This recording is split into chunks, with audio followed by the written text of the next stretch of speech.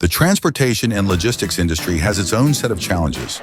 In the hot seat, industry thought leaders take on M&A and what's driving the future of transportation and logistics. Are you ready for the hot seat? Welcome to In the Hot Seat with the Tenney Group. I'm Spencer Tenney. It's good to be with you. Back by popular demand, the beautiful mind, the glorious beard, the one and only Chief Growth Officer over there at Metafora, Ryan Schreiber. Ryan, welcome back to the hot seat. Yeah, thanks for having me. I don't know how popular that demand really was, but, happy to be here nonetheless. I always love talking to you, man. You look great, by the way. I was going to tell you that, like, when you... Well, you look really we're off to a great start. Let's just keep rolling with that. Yeah. So many things I can't wait to discuss, but if you would, just for those that are not familiar with you, just give us a little 20-second overview of the work that you're doing over there at Metafora. Sure. I'm Ryan Schreiber. I've been in the logistics industry and transportation industry for a little under 20 years at this point. Started my career as an operator, started a couple of businesses, been kind of at the intersection of operations and technology for the better part of 10 years. Waded into AI about 10 years ago with a company called Freight AI that I started. But for the last 6.5 years, I've been doing technology consulting at Metafora. We do technology consulting for just this industry, logistics, transportation, and supply chain. So we work with enterprise, large enterprise carriers, brokers. We work with freight tech companies, and we work with shippers and private equity firms on technology initiatives, what to do with technology, how to stop wasting money on technology, how to get the most out of their spend, and what to buy, what to build, and help them implement those strategies that we developed. I think you got our attention when you said stop wasting money on technology. So we'll jump right in right there. So let me, this question here, I've got this generative AI in freight. Your perspective, where does AI actually deliver value today and where does it not? So I think that's... this feels like a very much like a magician moment. Like we just met each other, I don't know. But I didn't, that was one of the ones you sent over in prep that I thought was a great question. Here's the reality. The technology can absolutely add value right now. And the problem is the customers. And so the biggest issue with generative AI, with agentic AI starts with the companies and a fundamental lack of understanding of what these technologies actually can do or would do or should do. One of the questions I recently have been very fond of asking people in my one-on-one conversations is, can you tell me something an AI agent could do that's not make a phone call, answer a phone call, send an email, write a text message, read a text message, whatever. And most people struggle to do that. And so that's one of the biggest challenges in where it's adding value is actually triangulating what you wanted and needed to do. And the other problem is at this intersection of the tech vendors don't know the business well enough to help you really solve your fundamental problem. I was with a major, large, multi-billion-dollar broker recently, and I was asking how one of their AI pilots was going. They said, we're not getting any value out of it. Why not? Well, we're answering all of our phone calls, but our conversion rate has gone down. And so we're paying for this solution and we're still paying our people. So we're not getting any value. It's actually costing us more money. Well, as an intermediary, you actually want zero inbound. You want fewer inbound phone calls. It's not so much that you want to answer all of them. I mean, you do want to answer the ones that are coming in. But the first strategy that you need is to answer the phone call. So I realized that wasn't an on-the-nose commentary on the question, but I think the important concept for everybody to take away is the technology is in a place where it can add value.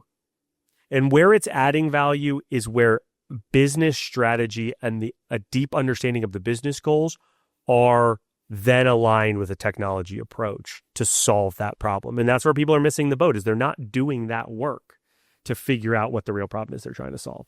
So give us a little sampling. I mean, what are some expressions of that work so that someone can communicate effectively to a technologist, like, this is my problem, help me solve this problem?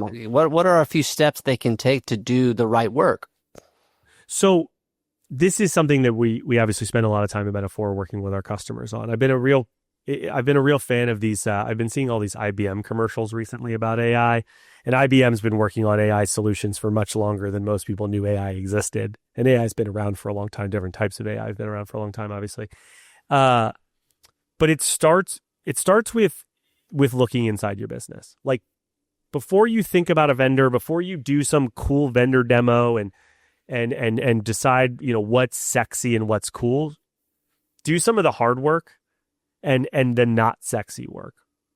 What's the real crux of this problem that I'm facing? What is going to make, what do I need to take my business to another level? Mm-hmm. And if it's probably not answer all of your phone calls. And that's, right. If you, it's very difficult to do that. So doing a deep dive on your own business to fully understand what is broken or what needs to be better, and then applying technology, and then going and finding a vendor that can do that thing. Generally speaking, for most folks, that actually probably doesn't or shouldn't start with AI voice agents. Right. I'm a big fan of AI voice agents. I'm a big fan of what AI can do for you. But if you can't articulate your business strategy, if you can't articulate the business logic that goes into making those decisions with enough depth around the exception use cases, it's not going to add value for your business. So really breaking down those parts of your business is going to be the first most important step. What percentage of the folks that you talk with in our industry, what percent would you say believe that, or they are pursuing AI solutions because they believe that they should be doing that, versus I have a specific problem and I'm going to use AI to solve this specific problem? Higher than 90? Oh, wow. Like, I'm trying to think of any companies. When you ask that question, I am specifically thinking about like the AI that's trendy right now, which is agentic AI and generative AI. There are lots of other types of artificial intelligence under that umbrella that there are companies that are making good use of that. Machine learning, deep data, like deep kind of data science, machine learning, neural networks, things like that people are making use of, that's not trendy, if you will. And that can add value. But greater than 90, I can only think of a couple of companies that I've chatted with that are taking the approach or have taken the approach of doing what I'm describing, of that deeper dive on their business. Otherwise, unfortunately, our space has, at least as long as I've been around it, been one of like getting sold some BS. Yeah. Like they people buy what feels cool and what feels sexy. And chase kind of like the hot topic or the thing that other people are also buying. So yeah, Spencer, higher than 90%, because honestly, the ones that are doing it the right way, there's a lot of foundational work to make these things work at scale and actually add value at scale beyond like very limited point solutions. That is required. There's a company that I'm thinking of specifically, let's call them a top 5 intermediary that is spending all of their tech budget right now replatforming a bunch of their systems, doing an ERP migration, because they need that to get access to the data that is going to be required to make these things add value at scale. So yeah, greater than 90% of people are just kind of, no, they're doing it. To me, that sounds like a great opportunity, because if you're doing it right, that should lead to a pretty serious competitive advantage. Yeah, agreed. Just avoiding bad habits or misuse energy, just avoiding what other people are not avoiding could be a huge opportunity. I'm a fan of automation. I'm a fan of technology. But all of those things need to be taken in the context of good business decisions. Because if you automate bad process, you are just automating bad process at scale. And it doesn't mean this went into my initial rant in your first question. The technology also better than 90%, Spencer, are the times when the customers are the problem and not the technology. Better than 90% of the time. The company, the end customer, the carrier, the broker, the freight forwarder, they are the problem. The shipper, they are their own problem. They picked the wrong technology. They implemented the wrong technology. They didn't understand their process, so they implemented the right technology the wrong way. Better than 90% of the time, they're the problem, not the technology. My goodness. Well, let me transition a little bit. I got a little excerpt from, you were quoted in an article in Transport Topics here recently, the title, The Future Freight Broker. So let me read this and kind of get your reaction. Here's your quote. Today, freight brokers tend to operate by throwing low-cost bodies at problems, kind of what we're talking about, that will fundamentally change when you're automating so many lower-level tasks in an omni-channel way. You'll see smaller teams, more highly trained and focused on more difficult problems. So kind of paraphrasing, kind of like a SEAL Team 6 of freight brokerages, like inside of that. So I'm curious, can you unpack that a little bit for us? Like, what do you, like, what could those teams look like and what problems might they be solving? So, the story of technology has always been job creation. Technology creates new and different problems that we have to figure out how to solve then, right? Going all the way back to the discovery of fire and the invention of the plow, which I know seems silly, but like before the plow existed, everybody, agriculture was still a thing, but everybody had to spend 100% of their time tilling the land and harvesting food. Then the plow's invented, and now suddenly we have people who need to make plows. Like that's a new problem. Like that's a new job. And also we have a leisure economy. Like we don't have to spend all of our time making food. The same is going to be true. The same is true as it relates to any technology that drives real efficiency and automation. The challenge with the newer technologies as they exist today the challenge presented to folks with these newer technologies as they exist today is that the easiest things for these folks to pick off is going to be the simple stuff. I find it the best way to think about these technologies as agent AI and generative AI, a lot like humans. They have to learn. You've heard the term training as it relates to these things, and it's the same way that a person would train. So you're going to start ticking off these like entry-level tasks that we typically use to train people. So problem number one that people are going to have to solve and what those teams are going to look like, they're going to be people who are really good at educating other folks on what they do, what they can do, how to do the thing, right? We are going to have to move away from this, throw people into the fire and figure out what's going on and let them make mistakes on the like kind of easier tasks, because those are going to be generally automated.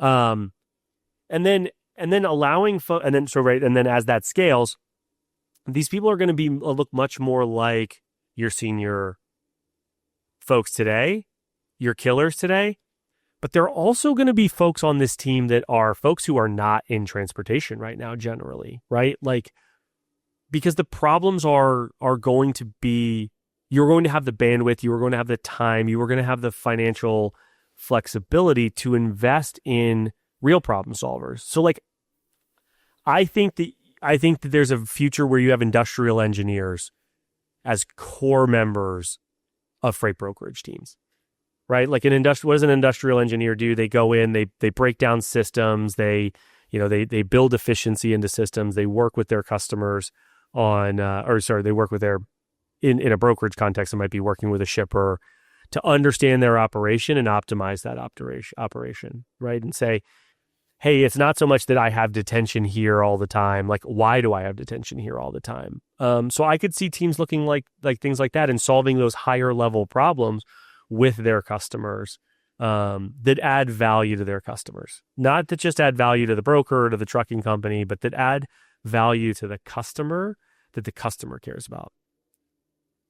No, I think that's really fascinating. Actually, the timing of that, earlier this morning, I was on the phone with a group of folks who are, just like you said, outside this industry, but they understand, the fragmentation and the pressure, and the speed at which technological advancements are taking place. And so where they see their opportunity is to basically kind of be a hired gun from outside the industry who's been a part of change that's 20 years ahead of where we're at in transportation logistics.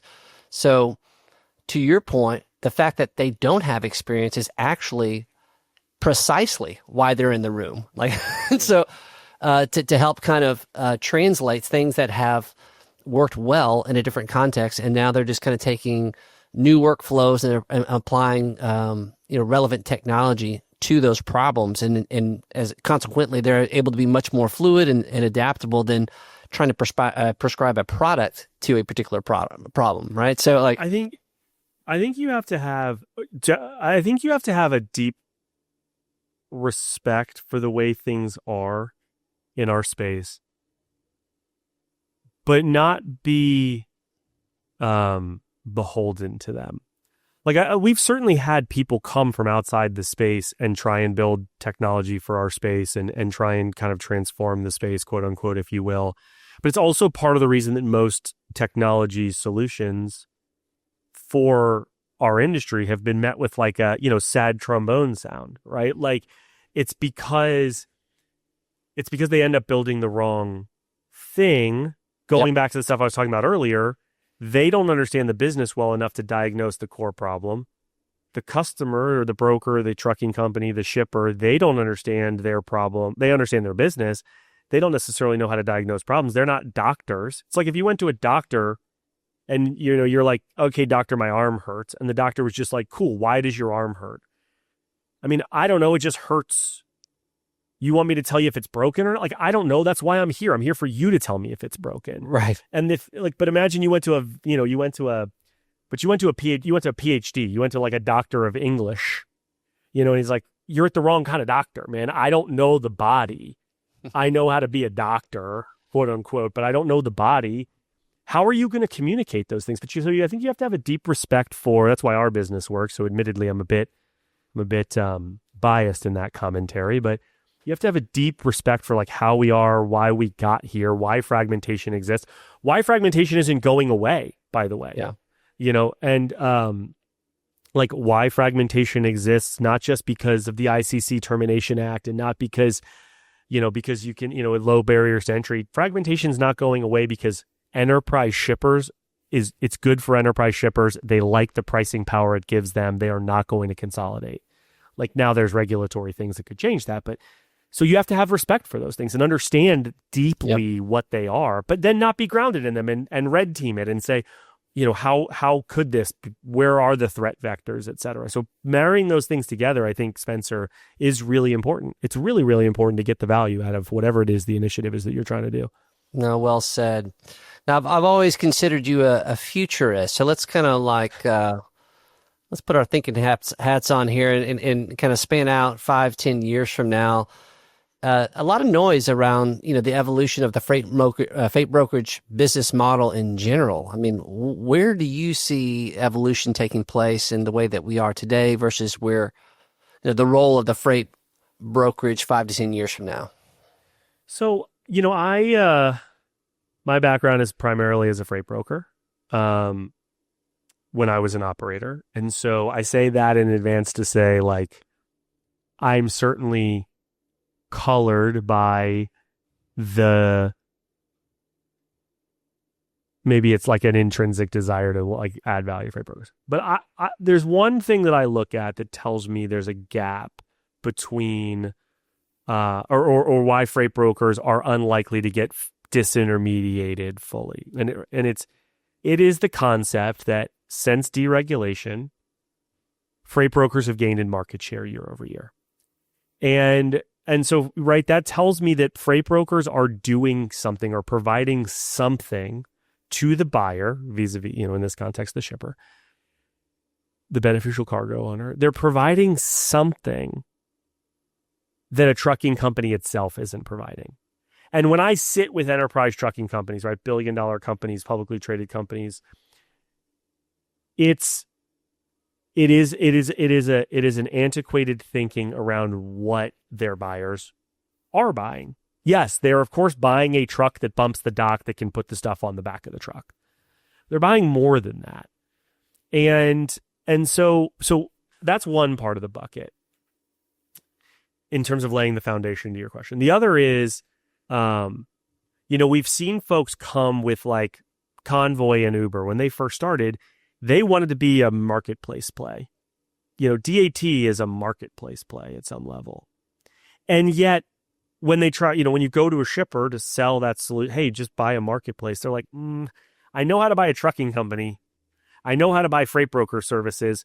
What happens when the truck doesn't show up? Oh, well, it'll just show up. Yeah, it'll be fine. I mean, if somebody falls off on the marketplace, we'll try and match it with somebody else. Yeah, but what if they don't? Yeah, well, then we'll but what if they don't? Is a thing that is, So the freight brokerage space is going to continue to, I think, fill that need, and especially if trucking companies don't change their approach to providing that fundamental level of additional quote unquote service that's more than just on-time professional drivers, clean equipment, et cetera. Like that stuff matters, but it's not enough. Yeah. I think the evolution really purely within the freight brokerage space comes from controlling carrier experience. I think that historically the freight brokers have focused on, in general, like just sell and figure it out. And there are always going to be more trucking companies.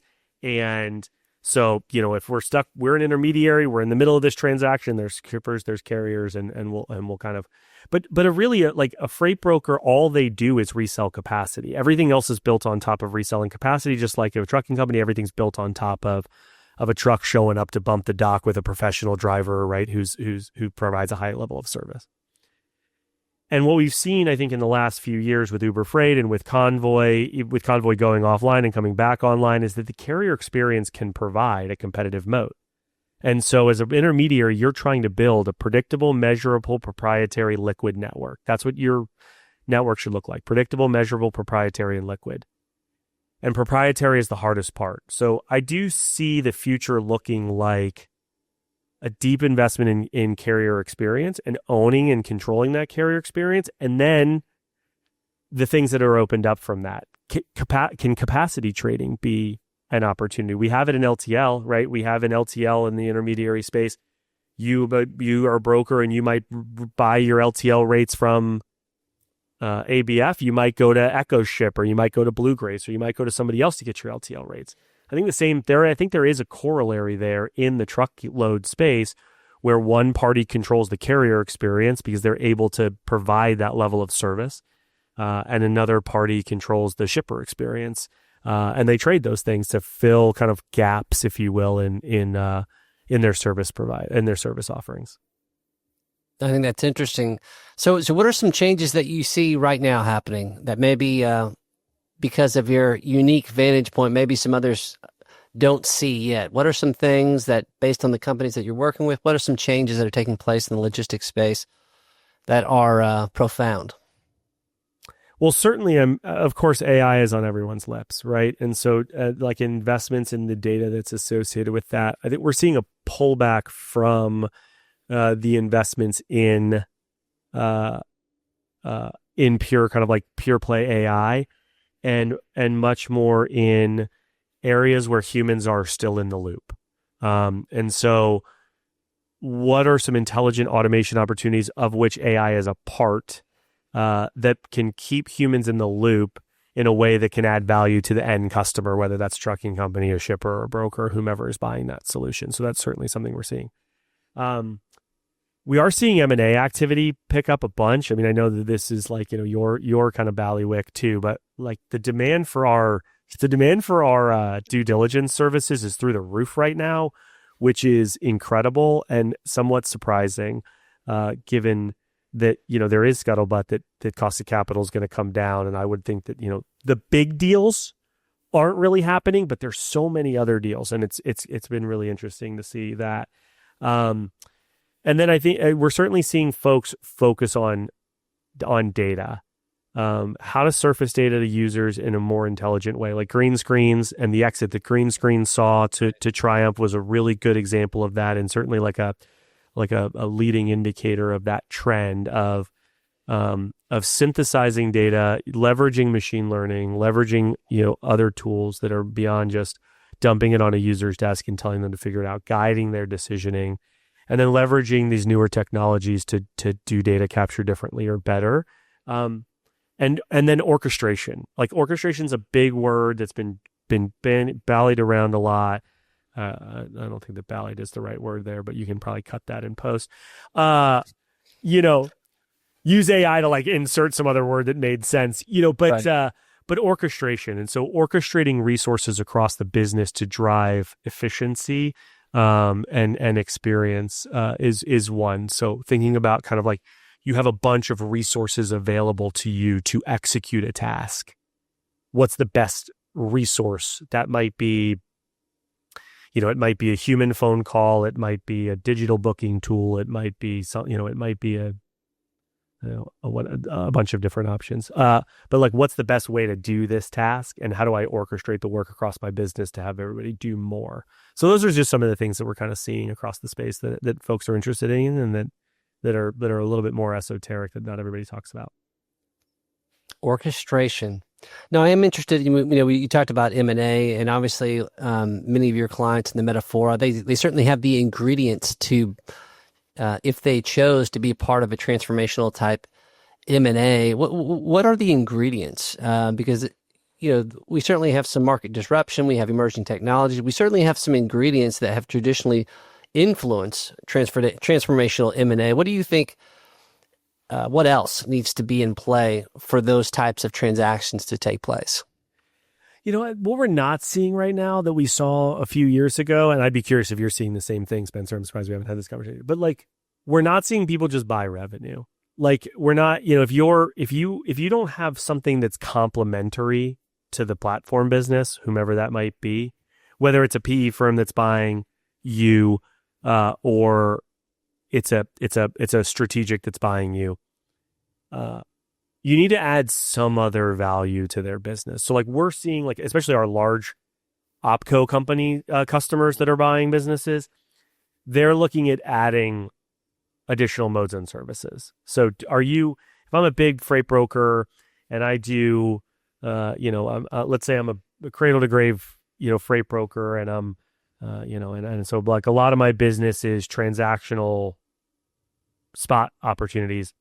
I'm looking to buy managed transportation. I'm looking to buy open deck. I'm looking to buy a freight forwarder. I'm looking to buy car hauling potentially. Like, there has to be something in the revenue that's interesting for us to go to. We're actually seeing people pull back from the opportunistic deals that were that buy, like, when things were really hot, it's like buy revenue and then we can do a valuation arbitrage. When things started to get bad, it's let's buy a business that's struggling and just take over their revenue. We're not seeing either one of those anymore. And we're really seeing folks that are looking to add some value. So you've got to have something that is, that's interesting. And then, I think the other ingredients are good process and a good team.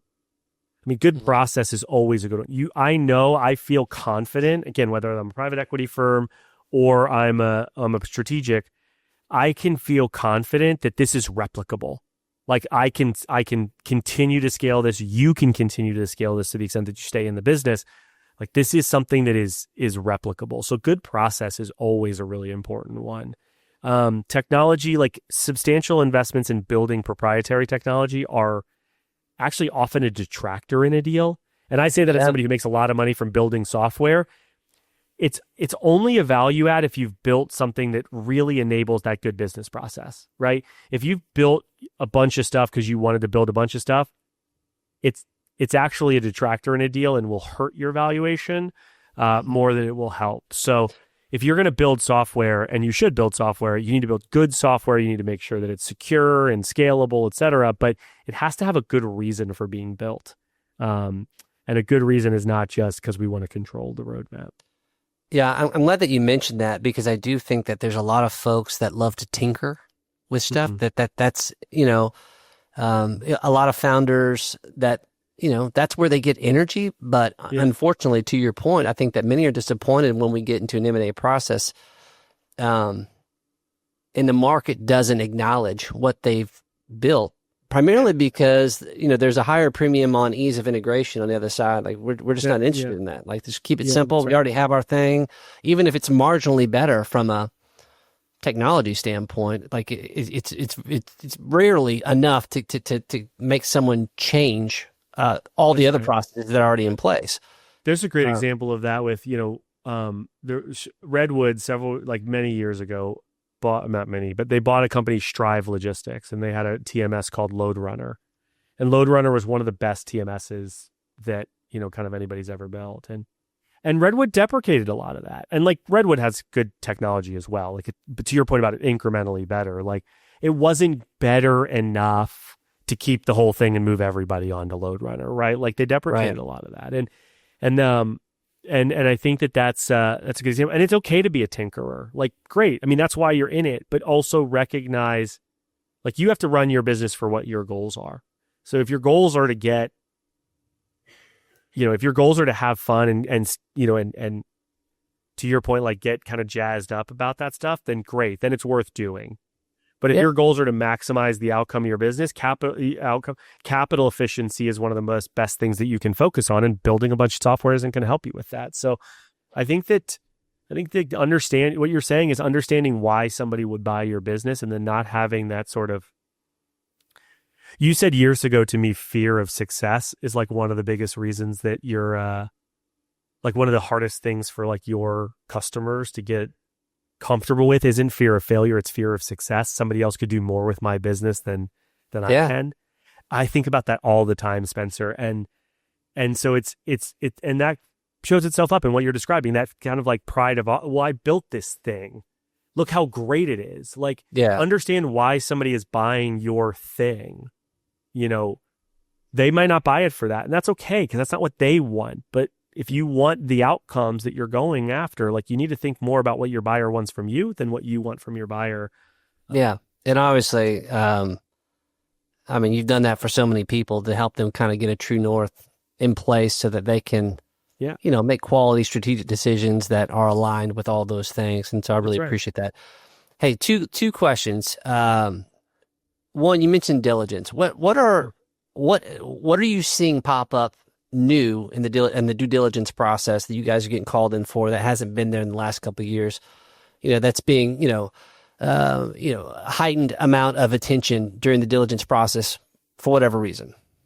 I mean, InfoSec probably is the number one thing. Information security, I would say, is a big, like, Q of E matters. We don't do Q of E, but we're seeing Q of E, and like that's always been a thing. I think it's a little bit more important now, just because the market is so depressed, and like, concerns around whether or not the market will go down more is certainly something our customers are thinking about, but they obviously, they hire a CPA firm or something for Q of E. But InfoSec is probably the number one thing that we're seeing. How buttoned up is your operation around, who are your vendors? To the extent that you've built stuff, obviously, like that matters a lot, but to the extent that you've bought stuff, what does that system look like, and what are some of the vulnerabilities that might be associated with that? That is increased over the last few years in terms of the like importance in our diligence work, and has killed some deals recently that we were like, oh my God, you can't buy this. I mean, do whatever you want. And that's a real thing. Firm. It's your money. Do whatever you want, but also like you definitely cannot buy this business. And ease of integration. I think actually ease of integration is probably more important now. Like they want our recommendation. Hey, how easy will it be for us to tuck this in? We just wrapped up a deal with a strategic where we said to them, hey, if you were a private equity firm, we would tell you not to do this deal. We think you should still do this deal because ease of integration will be high, and you can solve those problems by integrating them into your business. So I think that's another big one for sure. I love it. Hey, a lot of things we talk about from an M&A standpoint, especially when you're dealing with private equity, we talk about the importance of know thyself. Like, like if you're going to be trying to successfully transition to ownership, it's really important that you're in command of the good and the bad of who you are, and be able to communicate that credibly with data. So here's my question to you. My team, we were enjoying a post from you, and it talked about you going back home and cleaning out this old box of stuff. Yeah. And you shared that you learned quite a few things about yourself, or maybe just reinforced some things that you already knew about yourself. I want to get your perspective on, what did you learn in that, and what can our audience take away from that experience in terms of like what can they do to try to go back in time and try to understand who they are and who they are now? Oh man, so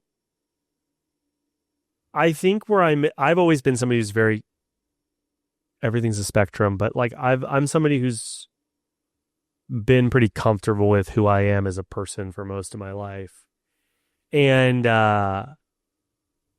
it was interesting just like how early in my life a lot of those things that are like kind of core to my personality showed up, like even in kindergarten, like who I am now, like, at 42 years old almost, like, showed up 37 and a half years ago, or whatever. And but I think where I missed the boat was in kind of, you talked about like knowing yourself, like where I missed the boat was understanding professionally. I mean, like what I needed from other people. Like this is a marriage, and tying back to like your commentary on like, okay, hey, you need to be able to data driven like prove who you are to like a potential acquirer. You also need to know what you need from a potential acquirer. Like you need to know like what this is a marriage. You're going to get right. Like even if you're just taking your check and walking away, like you are. I mean, I've seen some founders who took their check and walked away, and then just like it ate at them that they sold it to such and such company and they did such and such with the business, and man, they killed my baby or whatever it might be. Like. Or it just was a bad fit for some of their people and whatnot. And so I think that the one thing that where I started to find the most success in my career as I define success, not as other people would have defined success, but as I define success, is when I understood more what I needed from a partner and was able to articulate what I need from a partner. I was always really good at telling you what you're going to get from me. But when I could articulate what I need from you, hey, here's what I need from a partner. Here's what, and that's when I found, when I met Peter at Metafora, our first conversation, literally in the first couple of minutes of our conversation, I said, I'm not a person who's going to work at your company forever. Like if you're looking for me to say like, I'm an entrepreneur, man, like I want to do this with you. Like I'm interested in doing this with you, or exploring what this could be and whatever, but because I didn't know what we were going to do together yet. But if you're looking for somebody who's going to say, like, I want to make a career out of this place, like, we need to end this call right now. Like, because it's just not going to be a thing. And my ability to articulate, and that opened up, a world of possibilities for us in a conversation. And so for me, that was a big part of that journey was that piece, I guess. I don't know that actually answered your question, Spencer. It was a hard question. No, I think it is. I want to make sure my listeners know I wouldn't recommend this in the context of like pursuing a bride or whatever else. I don't think that's a good approach to say, hey, it's not a I'm not going to be in this forever. Yeah. I actually said that to my wife. When my wife and I were dating, I was like, listen, I can't promise you that I'm going to love you forever. Like, I just can't. Like, I'm a very pragmatic person. I'm like, I can't promise you that. But what I can promise you is that I intend to love you forever right now. That's my intent. Based on everything I know, that's my intention. And number two, I can also promise to work through things with you. I'm not going to just bail because I'm a little frustrated. But like, I don't know, man, I can't say that I won't wake up at 65 years old and be like, you know what? I'm not in love with you anymore. I'm like, let's have that conversation. I can't promise that, but I'll do. She just said not happening from the other room. So it's more likely that she's going to do that to me like any day now. If I was her, I would have already, done that to me. But I'm waiting for her to jump in the side camera. I did. So it's just funny that you say that. Like I wouldn't recommend that. But for me, like that's actually authentically me. I'm just very I'm very pragmatic about the way that I think about things. And it also matters to me a lot that I'm very specific in the promises that I make. Yeah. I am making you this promise, not that promise. Because I don't want you 30 years from now to be like, you promised you'd love me forever. I didn't. I promised that I intended to love you forever. I promised that I would do everything that I could to make our marriage work and that our partnership work. And I've done those things. But I can't control this other thing that's out of my control. Like emotions are just, they're chemical reactions. So I don't know, man. That's just how I think about it. I think Metafora just opened up a whole new practice on just a whole couple counseling. Just advice from Ryan on how to communicate. Love and logistics is what we'll call that. Yeah, hey, that's great. Yeah. Hey, listen, man. I so enjoy our time together, and I think that you are a wealth of knowledge. For those of you that aren't familiar with Ryan, please follow him on LinkedIn. You'll get some gems. And I've never met anybody that can take the complex and distill it down to some plain speak. And so thanks for all that you do for our industry. So that's going to do it for us in the hot seat. We'll see you next time, my friend.